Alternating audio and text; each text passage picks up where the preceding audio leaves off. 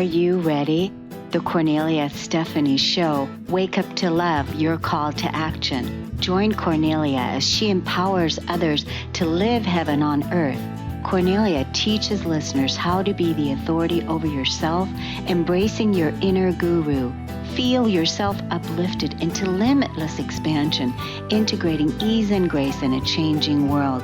This show will cover topics such as unconditional love, your physical body, how to be in extraordinary relationships, create financial and emotional wealth, embracing entrepreneurship in the new earth.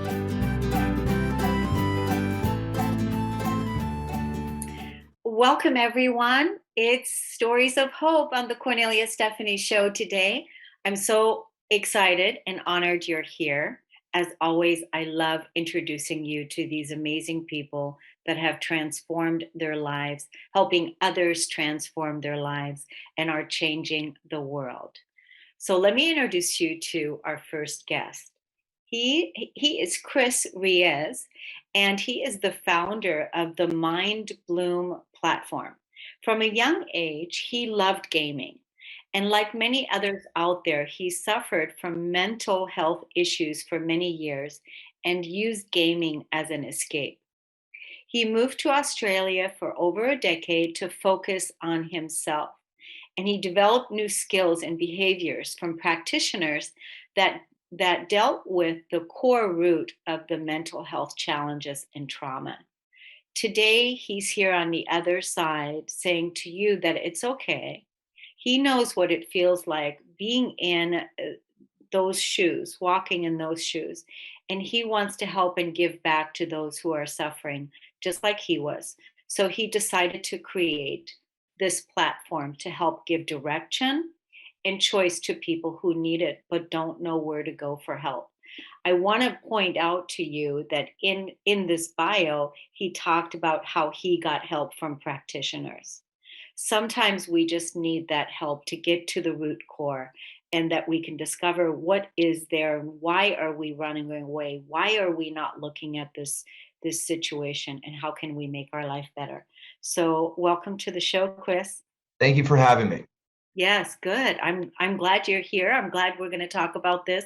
So I'm interested, with everything that you said from your Mind Bloom. Am I saying that right, Bloom? Yeah, so we're having that platform starting up right now in the beta testing, and we're excited. We're getting great results. So we're just running ahead, and hopefully we should be up and running for the full public by May.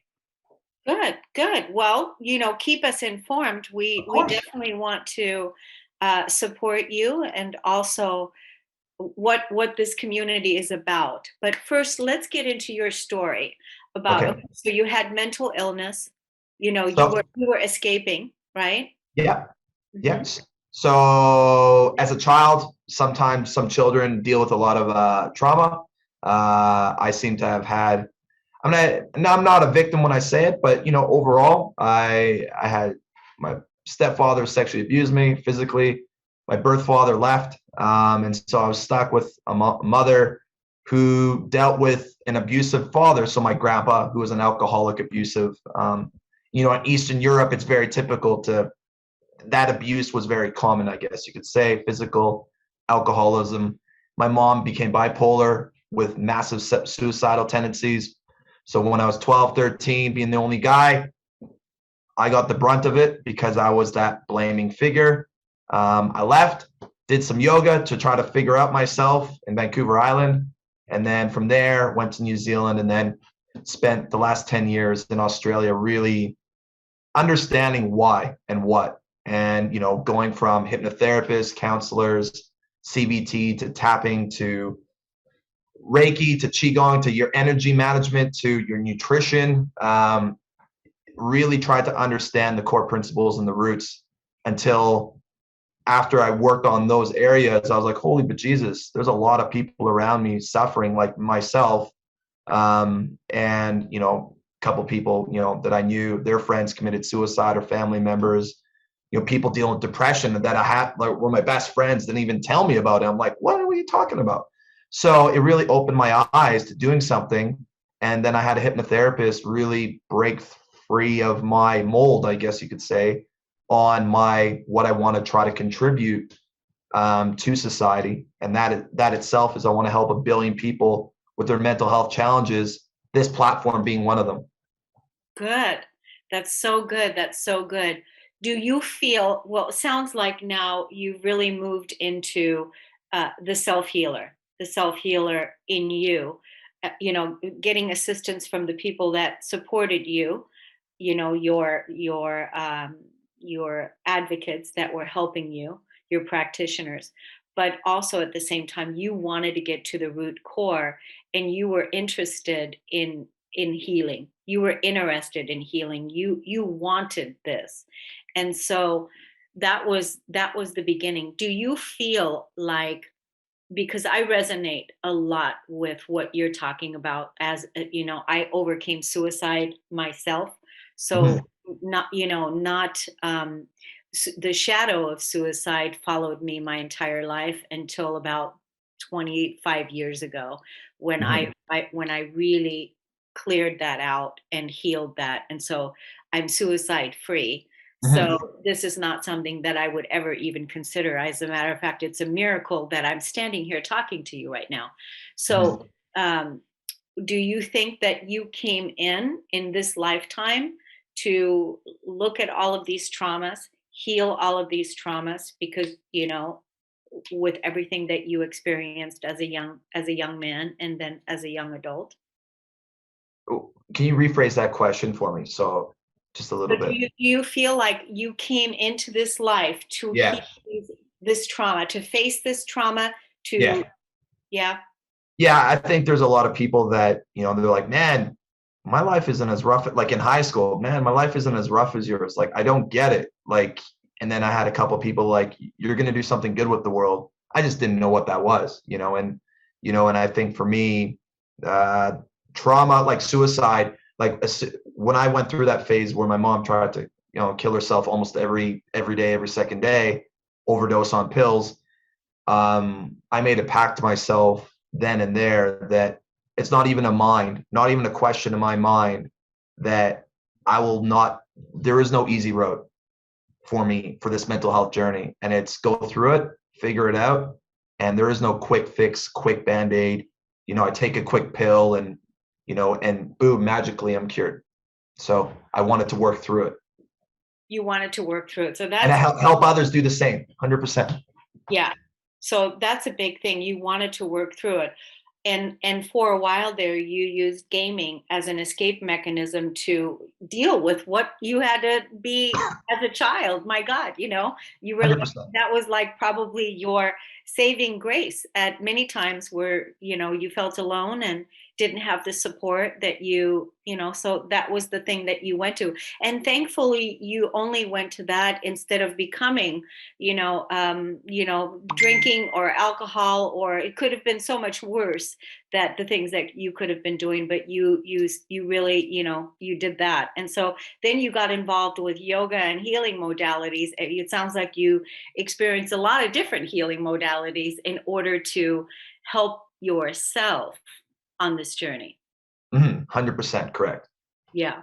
So what are you doing now with the work that you're doing? You mentioned the beta testing for your community. What is it that you're doing now? Like, where are you living now? Are you still So in? I'm in back in Cal. So from living in Australia for a decade, I went back to Calgary, Alberta, and I really started to put that. My grandma was here; she passed, so that was like, it sealed the nail in the coffin for me. For like, all right, let's get this going, put this all together. And right now, just I'm putting the beta testing together, meeting with a couple nonprofits as well for partnerships, and really trying to talk about mental health in a manner that maybe people may not see it. People, I did a study a couple months ago where people talk about gaming and how it's bad for you. Can be bad if you do it over excessively, but as well, it can be bad if you over drink or drink too much water. However, what I found is that gaming, for some people that aren't outward, gaming is a great way for connection, but as well dealing with stress, and really escape as well too. So as well as the adventure of a new challenge that may not be presented, I guess, in their current environment, in their real environment. Yeah. So, how can people look you up and find you and the work that you're doing right now? So pretty much two simple ways on LinkedIn, Krisztian Riez. Just simply look up my name, add me. I'm definitely open. Or on Facebook, there's a group that I've created, which is MB Mental Health or MB Gaming and Mental Health. Good. I think the work that you're doing is so important, and there's so many people that are dealing with mental health. We at the Cornelia Stephanie Media Group and also at Transformation Talk Radio, we're always doing shows on mental health and well-being and how to live your best life and how to overcome some of the traumas and the challenges that we were born into or that we are faced with.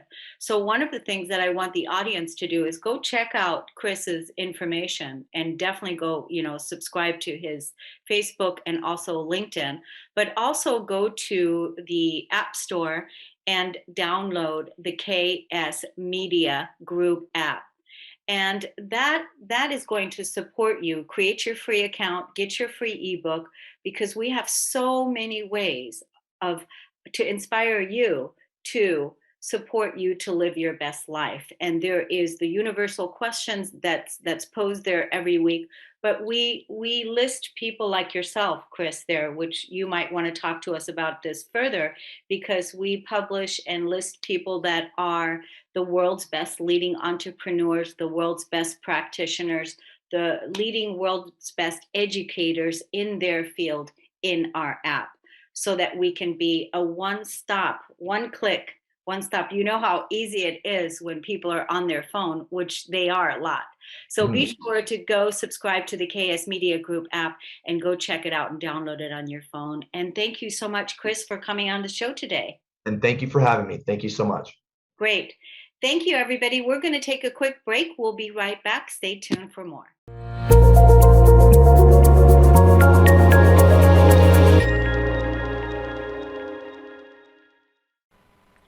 Welcome back, everyone, to the Cornelia Stephanie Show, Stories of Hope.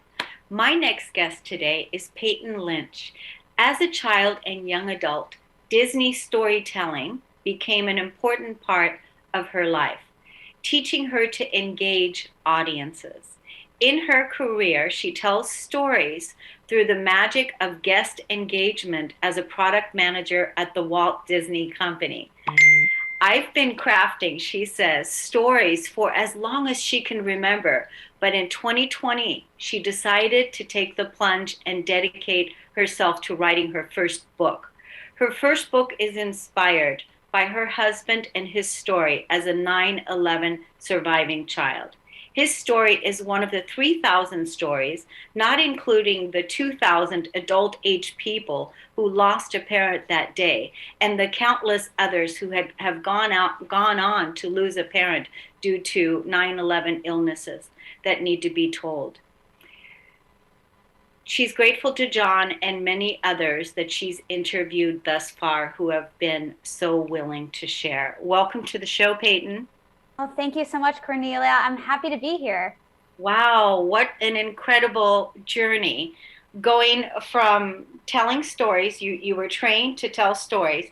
Maybe you want to go a little bit into that and what you love about doing that, getting people engaged through storytelling, because we heal through our stories. Absolutely. So, yes, my name is Payton Lynch, and one of the biggest things I always tell people is I am a Disney-phile at heart. I've been visiting Walt Disney World Resort since I was a little kid. Very, very fortunate to have had the opportunity to do so often. I'm the oldest of 5, and it was probably the only time that we were all together not fighting. I was on a Disney vacation. So I have such fond memories of my time visiting.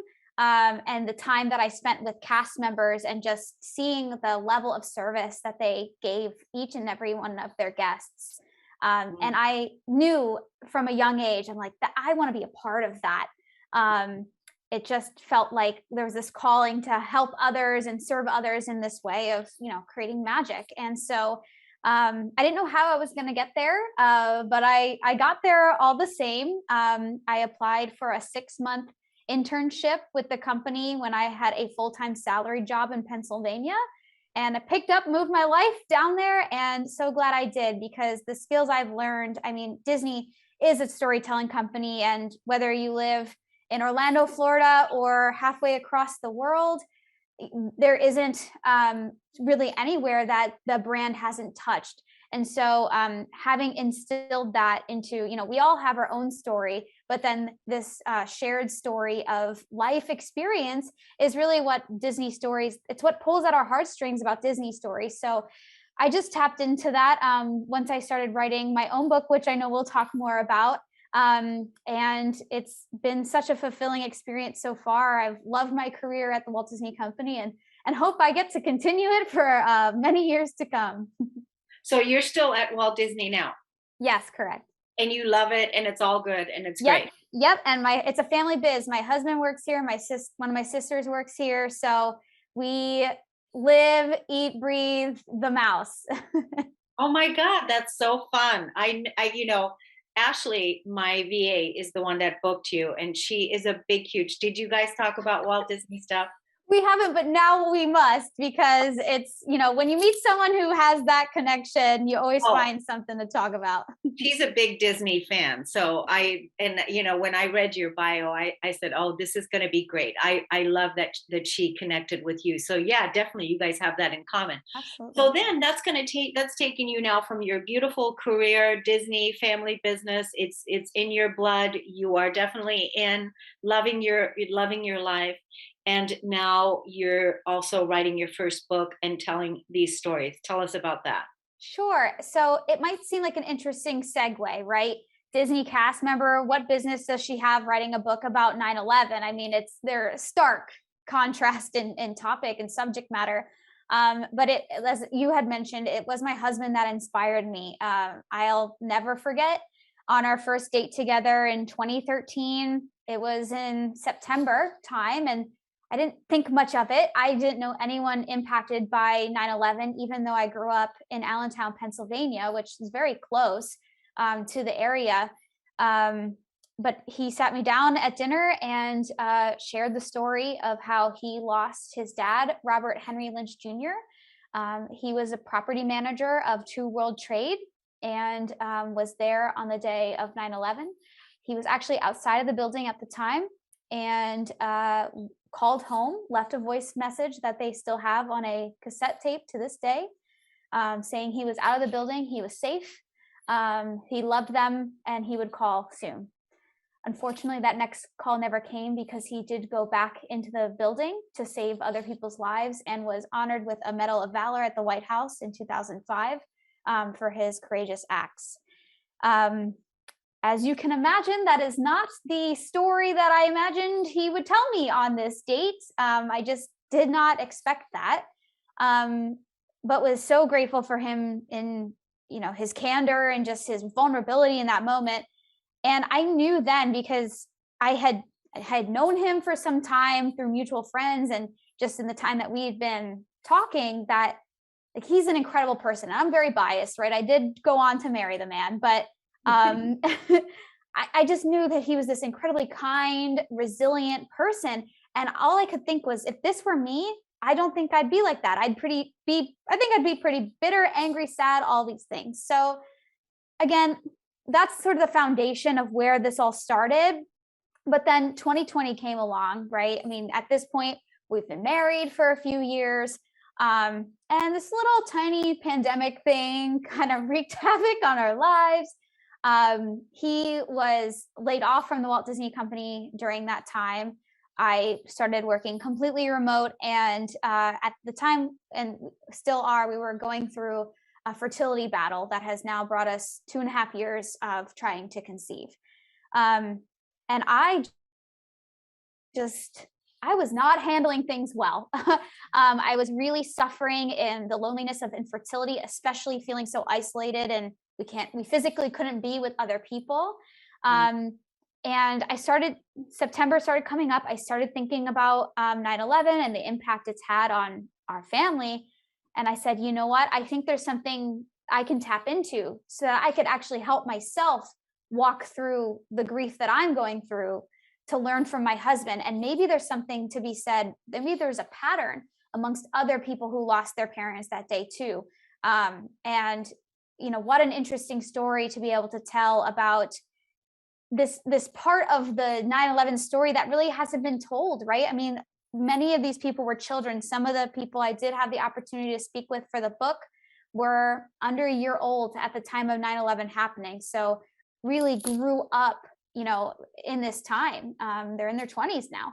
And so collecting those stories started as a project to just help me navigate the challenge that I'm going through. But I realized that there was something deeper there, that even if you have no connection to 9/11 or infertility, we all have something. We all have a struggle that we're going through. And, maybe there's something that we could collectively learn and grow from. What a story. What an incredible story. So have you begun writing? You've done all the interviews. Like, where are you in the process of the book? Yeah. So I have completed all interviews, and the book is published. It did publish in August of this year. And so you can find it on Amazon or barnesandnobles.com, target.com, all those places. It's Rise from the Ashes by Payton Lynch. And in the process of doing that, we were able to raise $5,000 for the Tuesday's Children organization, which was an organization founded out of 9/11 to help support the families and widows of those folks. So we've really made an incredible impact so far in just a few months of being published. And that's because you followed that intuitive guidance. There's a couple things that you said that I got loud and clear. And that is, you use the word tap into several times in your story. So this is a superpower skill that you have, that you tap into your intuition space, that you tap into what is there because you use that word. So this is something that you do. So that's really awesome. Congratulations on writing a book. I know that's not easy to do. That's a big job to write and complete the project. Congratulations that it's on Amazon and that you've already raised $5,000 and more to come. So how can people, is there a Facebook community? Is there a community of people that you're inspiring with your message? Absolutely. So you can visit us on paytonlynch.com. If you're interested in a signed copy of the book, we do have proceeds continue to go Tuesday's Children through that. And we do have, it's called Rise Together, the Rise from the Ashes community on Facebook. There we're talking about topics of resilience and how to walk forward. And our North Star goal in the future is to look at how we might be able to get empathy training into schools and organizations so that we can help support other people who are going through these challenging times. Wow, isn't that something what you're creating? So you've got a full-time career gig and you're trying to get pregnant. How's that going? We had an IVF retrieval, and we have some M babies, they call them, embryos that are frozen. So we're just waiting for the moment that we can do what they call a transfer, and hopefully we'll be on our way, but much closer. I always say I'm one day closer to my baby each day. So. Oh my gosh, what an incredible story. You certainly are living the life of your dreams. And so, of course, you're going to make a wonderful mother and a beautiful wife. Thank you so much for coming on the show today and inspiring us. And much success to your book. We're certainly going to go take a look at it. So thank you for coming on. Oh, thank you. It's my pleasure. And I hope you all have a great day. Okay, everyone. Thank you so much for listening to the Stories of Hope. We're going to close out this show and then we'll be right back with another series. Thank you, everybody. Take care.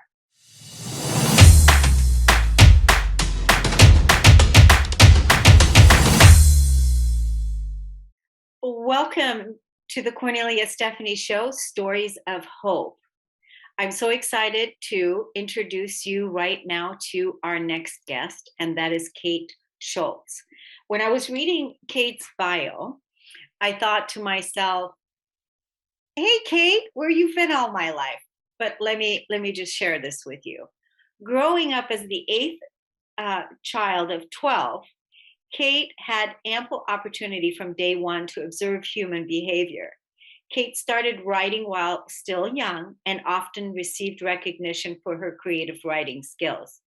After starting her professional career as a teacher of languages with degrees in French and English, she went off on a tangent to own and manage multiple businesses, including a multi-million-dollar medical equipment company, a real estate investment firm, and an FAA certified flight school where she earned her private instrument and commercial pilot licenses. Now she's currently an author of, and still writing other books as well. But the book that she's currently writing is Soul Primer. Yes, it's called Soul Primer, Building Blocks of the Soul. Soul Primer, building. That's why I said, where have you been all my life? And you've got the Tree of Life, my logo. You see it here on the screen? Yes, excellent. And I had a woman paint this cover for me. I actually have the painting up here, the original painting too, but she painted to my design based on a dream and a vision that I'd had. So it's quite a magical book. Yes, so that's so great. So, and then you've got this, because you and I just met this last 4 days or something like that. We were introduced by a friend, and I happened to have a spot open on the series of Hope today, and I invited you to come in. But you're also doing a email thing with your Soul Primer.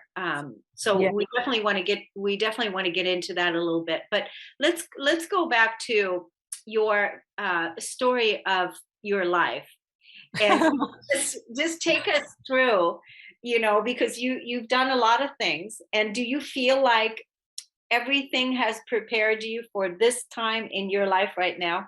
Absolutely. Coming from such a large family certainly prepared me to, understand people, humanity. And then as a teacher, here's what I've realized, that all of my life, everything I've done, I've been a teacher or a mentor or helping to empower people to be their best selves.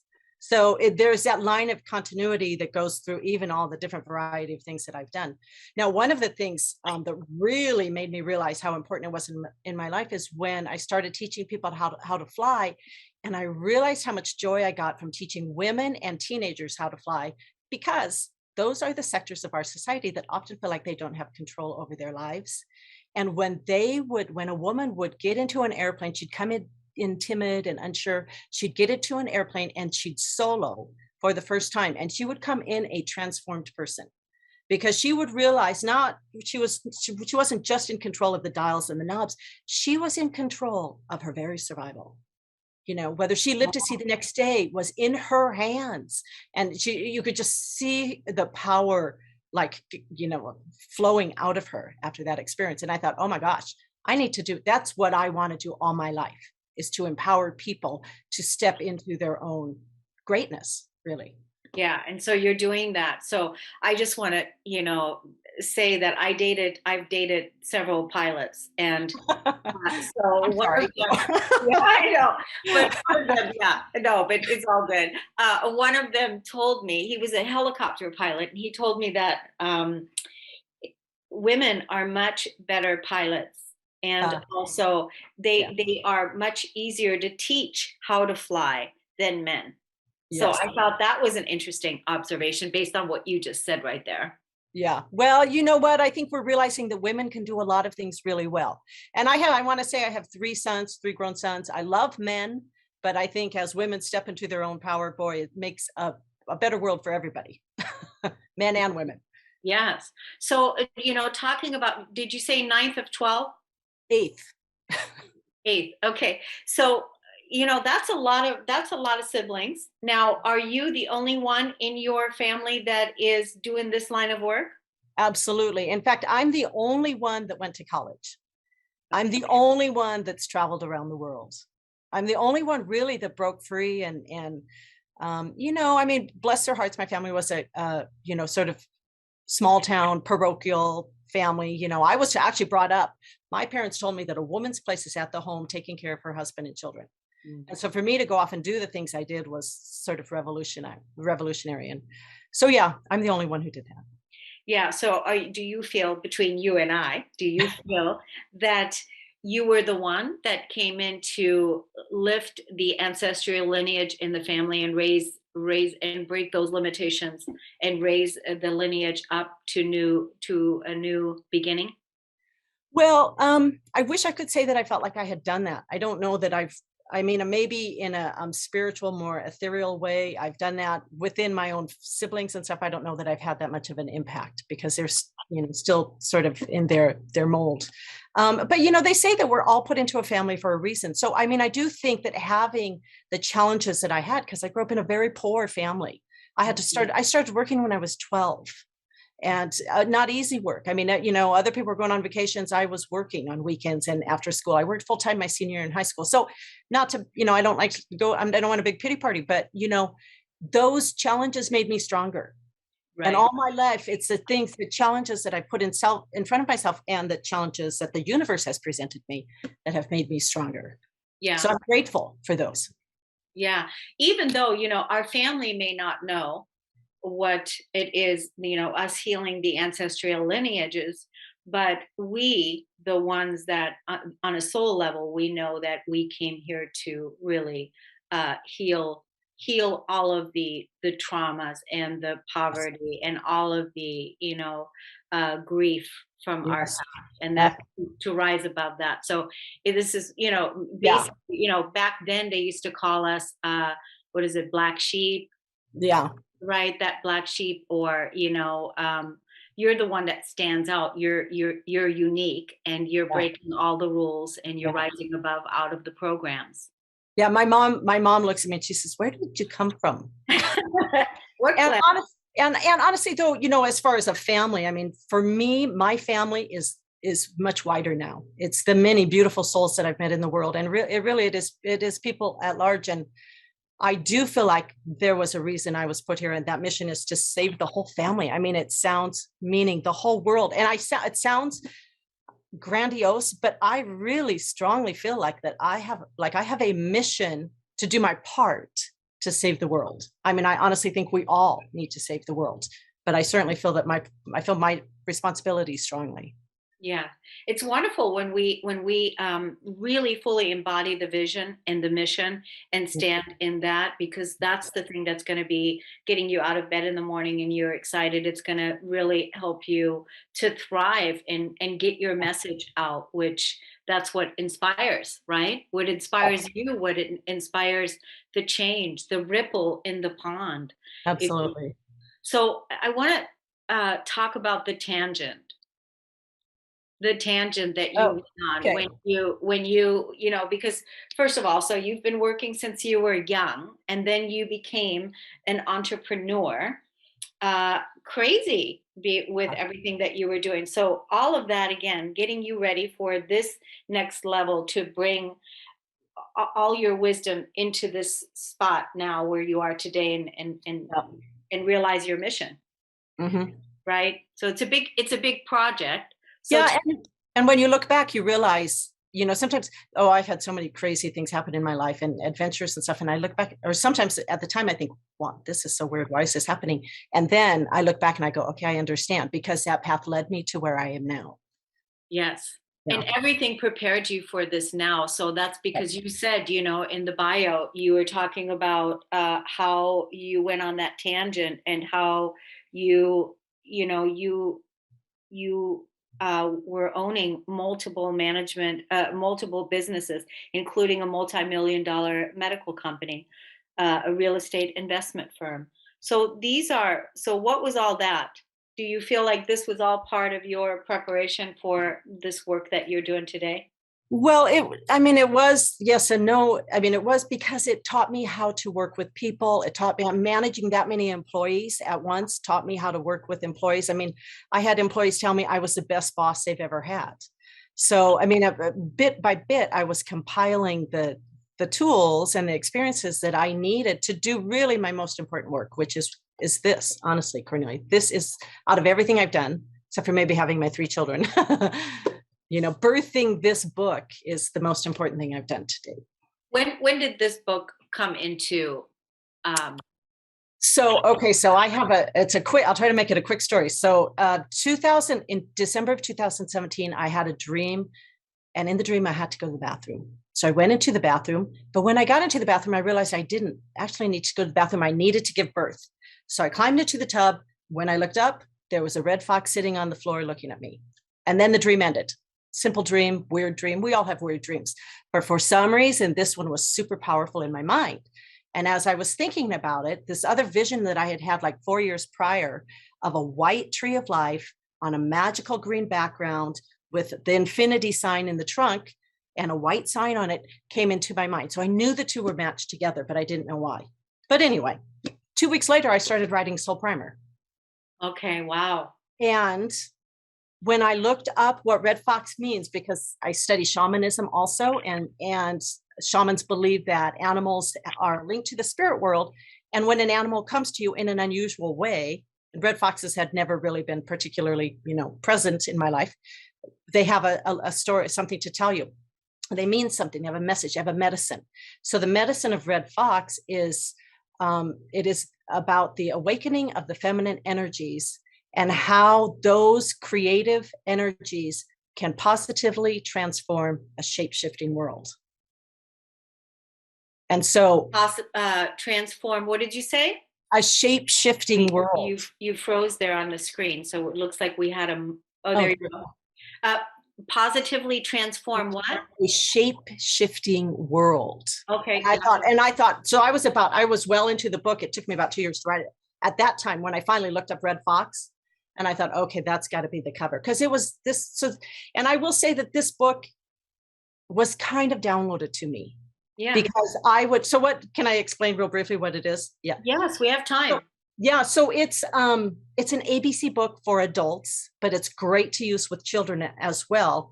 And it's basically where each of the 26 letters of the alphabet is assigned to a concept that you practice for 1 week. And it comes out of really my life coaching and my teaching and my mentoring, all those years of the different things that I did when I started to become aware that most of us are walking around really without the skills or the tools to live a trouble-free life. I mean, just look at the numbers of people that go to see therapists and counselors for, depression and anxiety and fearfulness and all of that, because we haven't been taught these tools. We're taught to read and write, but we're not taught the tool. We're not taught to practice empathy. We're not taught to practice hope, and hope is practicable. It's not like just you got it or you don't. You can practice it. We're not taught to practice joy or fearlessness. And I thought, again, from my life coaching, I thought, how can I make it easy and accessible? Because, the truck drivers and the waitresses and the busy working people of the world, people with family, don't have time to read whole books or do big webinars or, so how can I make it easy and accessible? So I thought, I'm going to make this ABC book. For each letter, I have a concept, like, for example, A is for abundance. Who doesn't want more abundance?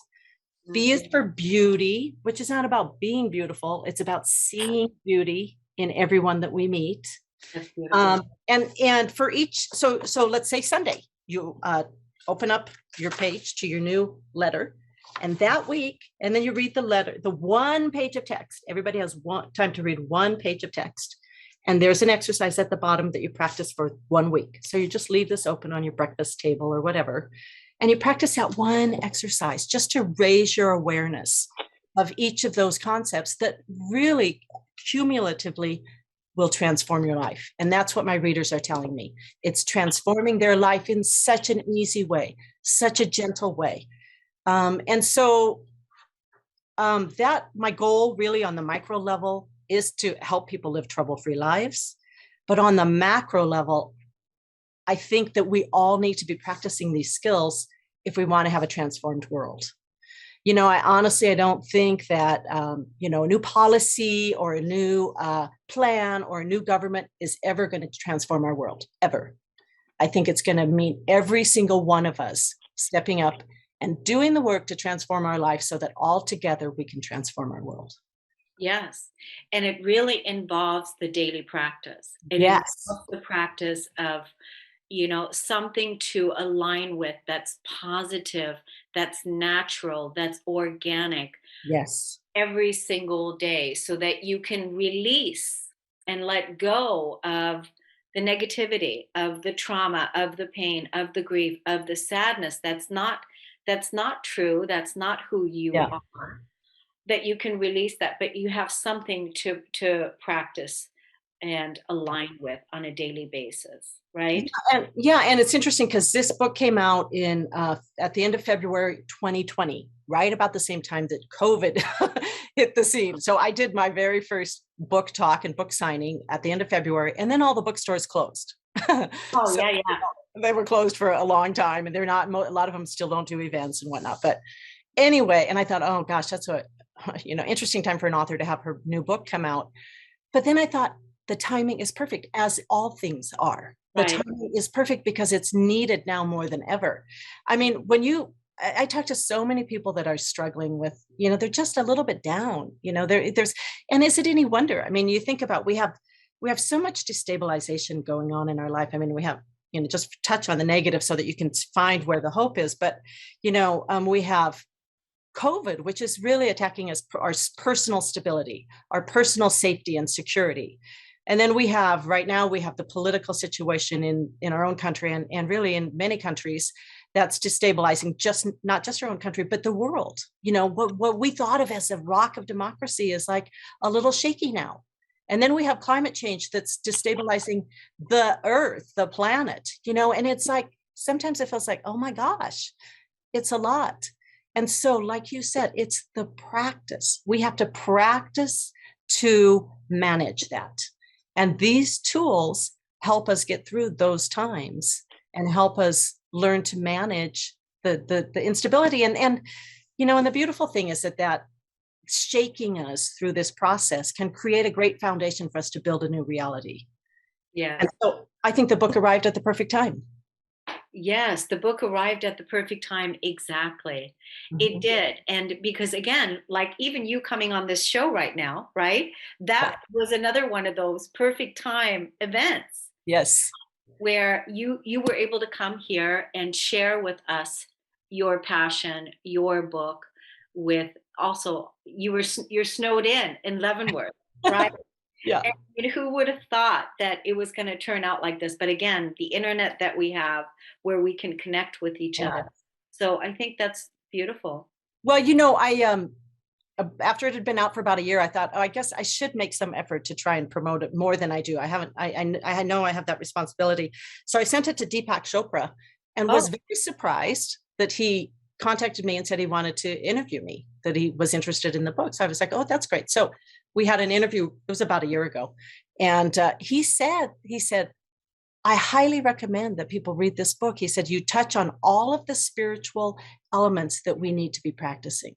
I mean, okay, that's a pretty big endorsement, and he picked out a couple of them that were just super powerful, but he said every single one of them, none of them are off the mark. Every single one of them is on the mark. So anyway.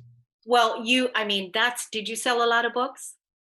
I've sold quite a few books. The funny thing about this book, Kornelia, is that people buy one and then they come back and they buy multitudes. I mean, the gal who introduced us. Yes. I guess I can say this. I think she's listening.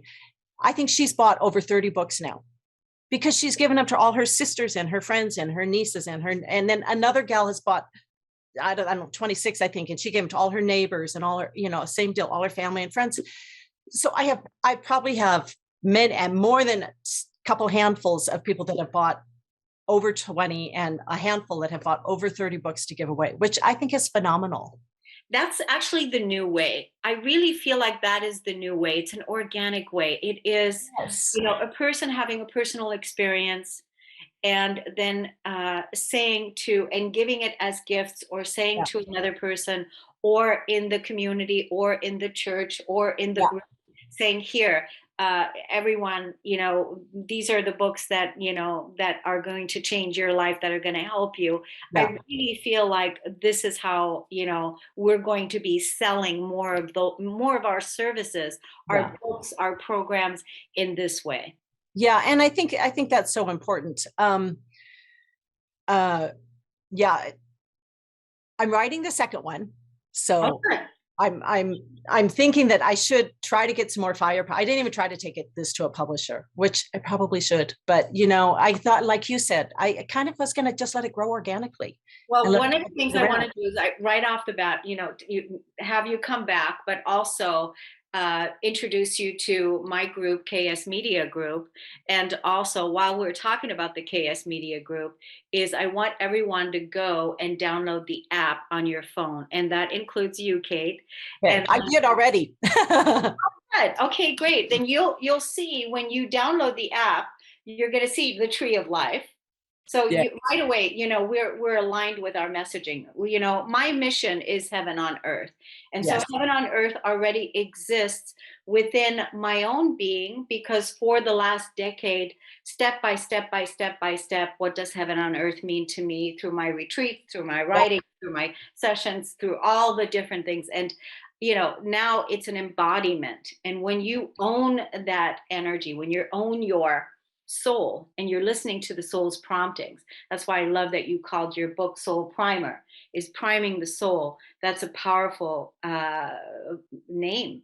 That's a powerful title. Well, I have to tell you, the name of the second one is Soul Primer, Becoming a Spiritual Warrior. Soul Primer 2, Becoming a Spiritual Warrior. And, because that's the next step. I mean, it's one thing to nourish our own soul. And then the next step is really, like you were saying, go out and help our neighbors and, share it with other people. Yeah. Become that warrior to make a change in the world. That's really good. I'm so excited that you're going to do the next book too. Yeah. So, do you have your website present? Present, like right now, or up? What's your website? It's Cate Schultz, CateSchultzAuthor.com. So Jacob, can you pull up that website just so that we can show it to the audience, CateSchultz.com? CateSchultzAuthor.com. Yeah, you can also do soul-primer.com.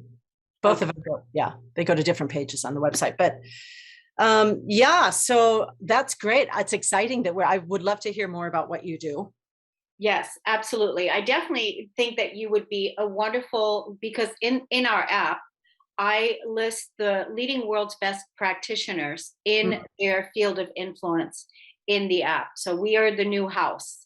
Yeah, we are the one stop, where people are going to go to get the best healing modalities, the best tools. We also inspire the public to journal with us, because our app has a journal as well.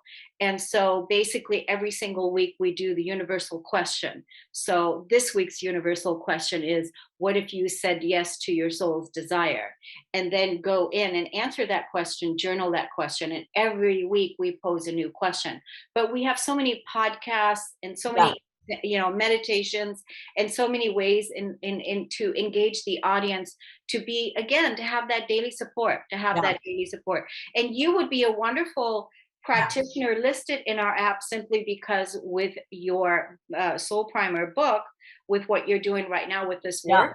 I would love to. Yeah. So definitely that's one of the things. And then also we have, in our community, we have so many podcasters, that people that have worked with me, that I've groomed and that I've helped them grow their brand with podcasting and video marketing. So they're all podcasting and successful, doing their works, getting their messages out. Nice. So when people come into our community, you circle around. That was the exact word, community. That's exactly what it sounds like. And that's, as we, I think, are all realizing, that's what's so important now as we move forward, to build those communities. Yeah. Did you know that I'm a number 22? So I was born on October 22nd. So master builder, this was not an easy vibration to integrate and be and live. I had very traumatic life, and it's a miracle that I'm here. So, but again, the Soul Primer work, listening to the promptings of my soul, actually got me out of the corporate world. Yes. When I first heard my soul say to me, at the time I didn't know it was the soul, but I heard the soul say to me, do you want to live like this for the rest of your life? Oh, that's funny. My soul said the same thing. Literally the same thing. Wow, we're probably from the same soul group. So I know. And then in the middle of the night, it kept saying to me, go to the ocean. One night when I was just kind of lost, I literally got up at 3:00 in the morning and drove all the way to the ocean the Pacific Ocean, and stayed there for about 3 days. Well, we're going to become fast friends. I definitely see you in our community. So we're going to see much more of you, Cate Schultz. Thank you for showing up. Yes, Cornelia, I forgot. Can I just real quickly say, anyone who either buys a book or even don't buy the book, I don't care. I'd love for you to have it, but anybody can access the email support program, which is a really robust addition to, if you're studying empathy, you get a couple emails that week that go even deeper into the concept. So just reach out to me through my website and you can sign up for that. And what we want to do, we're going to put this on YouTube, but then Cate, when you post it on your social media, also underneath, when we're promoting it on social media, put the email sign up form right underneath the intro on the book. You understand? Yeah. Okay. Put that information there. So it's all there. People can just click on it then. Okay. So anyway, thank you so much, my dear. It was an awesome pleasure to meet you today. That's why I said, where have you been all my life? Well, we're gonna get to know each other better, I hope. Okay, sounds good. Thanks, everybody. We're gonna close this series today. Thanks, Cate. Everybody go get Soul Primer, and we'll see you again on the next show. Stay tuned. You've been listening to the Kornelia Stephanie Show, Wake Up to Love, your call to action. Tune in each week on Transformation Talk Radio. Kornelia's joy is to engage others in practical ways, showing us how to live in the new earth in harmony with our true nature. For more information on Kornelia and her extraordinary work, or to listen to past shows, go to her website at korneliastephanie.com.